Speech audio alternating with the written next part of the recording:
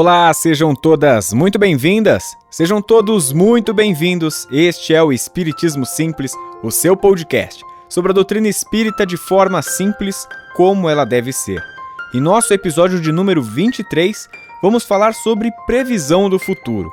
Por que somos fascinados em compreender o futuro? A gente tem essa capacidade? Porque nem tudo nos é revelado. Então, vamos estudar? Para começar mais um podcast, vamos deixar os nossos agradecimentos à Escola de Música Rádio Café Music e também ao estúdio da Rádio Café. Se você quiser acompanhar o trabalho deles, um trabalho primoroso, muito bem feito, é só seguir lá no Instagram, @Rádio Café Music e @Estúdio Rádio Café. Aproveite e siga a gente também nas redes sociais, estamos lá como @Espiritismo Simples. Mande sua mensagem, converse com a gente, é muito bom conversar por lá também com você.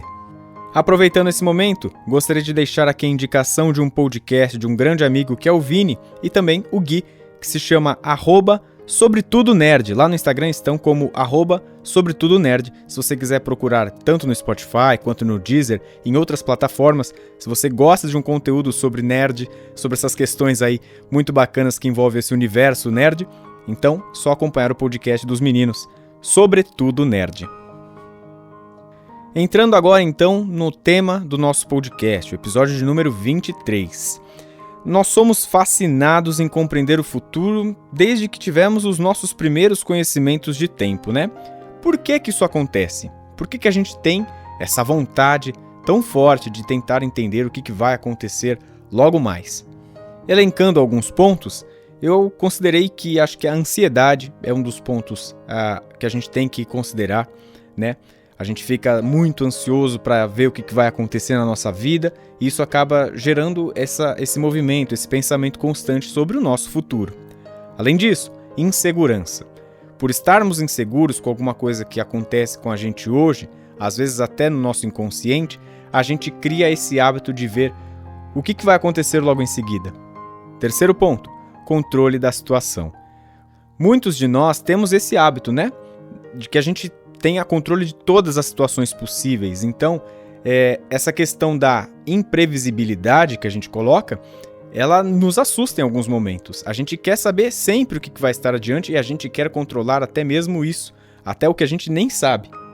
E o quarto item, como nos consideramos donos do nosso próprio destino, e claro, não está errado, a gente também quer entender e a gente não quer deixar que nada ou ninguém interfira no meio disso tudo. Então o destino é nosso, a gente quer que ele seja totalmente feito e tomado por conta das nossas ações.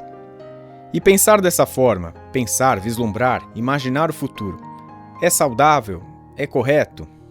Em partes é adequado, né, que a gente até se preocupe com o futuro, porque demonstra zelo por nós, demonstra zelo, cuidado pelo nosso destino e também por quem amamos. Dessa forma, quando a gente pensa no futuro, a gente pode planejar algumas situações e, claro, reduzir imprevistos, mas nem todos. E tá aí a chave que mais nos assusta, né? A gente tem pontos que a gente conhece do nosso futuro e que a gente vai saber lidar depois, mas essa questão dos imprevistos, isso mexe demais com a gente. Mas de fato, podemos prever o futuro? A gente vai pegar uma base teórica aí, né, mais fundamentada no Livro dos Espíritos, lá na questão 868. Kardec faz a seguinte pergunta aos espíritos: pode o futuro ser revelado ao homem? E eles respondem: em princípio, o futuro lhe é oculto e só em casos raros e excepcionais permite Deus que seja revelado. Então, de certa forma, temos a resposta. O futuro é oculto para a gente, mas em algumas determinadas situações, Deus consegue julgar que seria adequado que a gente soubesse, né? Mas a gente vai ver um pouco mais adiante que só nos é revelado quando isso pode ser uma função, uma questão mais útil para a nossa vida, que tem algum objetivo maior, que seja benéfico, até para nos dar algum certo alerta ou para que a gente não cometa certos erros. Mas lembrando, só em casos raros e excepcionais. A gente vem estudando, né, a doutrina dos espíritos e a gente sabe que nós que fazemos o nosso planejamento reencarnatório. Eu venho falando todo o episódio praticamente sobre planejamento reencarnatório, mas se você não sabe sobre planejamento reencarnatório, é aquele momento em que, um pouco antes de ingressarmos em uma nova vida, nós traçamos o que a gente pretende aprender, aquilo que a gente pretende viver na próxima encarnação. E nós conseguimos fazer esse planejamento lá no plano espiritual. Mas fazemos o planejamento e passamos pelas câmaras do esquecimento, né? E, obviamente, nos esquecemos do que está por vir. Sabendo disso, então a gente sabe que as situações que nos desagradam na nossa vida podem ter sido sim planejadas por nós, ou causadas até mesmo por um erro de percurso. Mas isso é uma conversa que a gente vai ter em um outro episódio. Tendo esse pensamento do planejamento reencarnatório, de que a gente pode cometer alguns erros de percurso, né? A gente consegue chegar ao ponto de que a melhor forma de conhecermos o nosso futuro é conhecermos nós mesmos. Então, novamente, aquele exercício de voltar para si, de se entender, de se compreender. Existem outros exercícios que são até um pouco mais fáceis para a gente compreender e nos conhecermos, que seria observarmos a nossa história, observarmos as nossas atitudes. Quando a gente observa a nossa história, até mesmo nessa encarnação, a gente já consegue ter um norte sobre quem somos. E quando conhecemos quem somos, fica mais fácil de entendermos o que há de vir no futuro. São muitas vezes exercícios lógicos. Se a gente tem dificuldades observando a nossa história, observando aquela nossa vivência, se temos dificuldades, por exemplo, com o dinheiro, se a gente gosta muito de acumular riquezas, bens, não é muito difícil de prever que questões ligadas a esse tema vão surgir em nossa vida, muitas vezes, e a gente tem que aprender justamente com isso. E nesse pensamento, nesse movimento de conhecermos a nós mesmos, existe até uma frase de um pensador aí qualquer, que ele falava: conhece-te a ti mesmo, um tal de Sócrates. Além de tudo isso, o nosso futuro é construído por nós, hoje. Nós temos esses pontos essenciais que acontecerão por conta do nosso planejamento reencarnatório. Mas a verdade é que a gente tem que pensar que o futuro é como se fosse uma tela branca, e nós somos os artistas. A gente que vai decidir pintar de verde, de amarelo, de laranja, de roxo. Nós fazemos a nossa própria obra de vida. E temos muitas vezes o hábito de colocarmos Deus ou espíritos amigos ou quem quer que seja, a gente passa a responsabilidade para o outro lado, né? A gente não coloca que o futuro que a gente vai ter adiante é uma obra nossa. Então, nas nossas orações é muito recorrente, né? Que Deus coloque para mim isso, que Deus permita que eu tenha isso. Muitas vezes essas questões materiais, elas são apenas demonstram aquilo que a gente pensa sobre o nosso futuro, né? Que a gente vai colocar sempre Deus como responsável por dar e oferecer tudo aquilo que a gente pode ter na nossa vida. Mas a gente se preparou antes para conseguir alcançar esse objetivo? Mais uma questão do Livro dos Espíritos, questão 869. Com que fim o futuro se conserva oculto ao homem? Ou seja, por que a gente não conhece sobre o nosso futuro? A resposta que os espíritos colocam nessa questão, ela é bem extensa, eu fiz aqui um resumo, eles escrevem assim: se conhecêssemos o futuro, negligenciaríamos o presente, ou seja, nos acomodaríamos. Nós somos os protagonistas de nossa própria história. E é uma grande verdade, né?